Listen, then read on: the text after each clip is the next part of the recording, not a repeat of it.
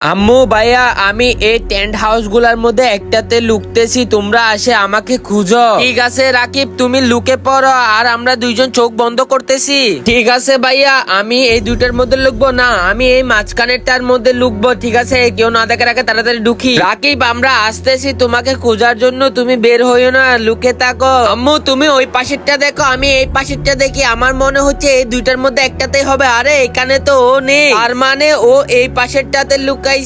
রাকিব তোমাকে তো খুঁজে পেয়ে গেছি, তুমি লড়ো না। আরে আরে এখানেও তো পাচ্ছি না ওকে, এই দুইটার মধ্যে নেই, তার মানে অবশ্যই অবশ্যই ও মাঝখানেরটাতে আছে। তোমাকে তো আমি খুঁজে পেয়েছি, তোমাকে আমি এখন বের করবো। আরে বন্ধুরা, তোমরা যদি সত্যিকারের এই লেখাকে ভালোবেসে থাকো তাহলে চ্যানেলটি সাবস্ক্রাইব করে কমেন্টে লিখতে হবে আই লাভ ইউ আল্লাহ। আর যদি না করো তাহলে আমি বুঝে নিব তুমি এই লেখাকে ভালোবাসো না।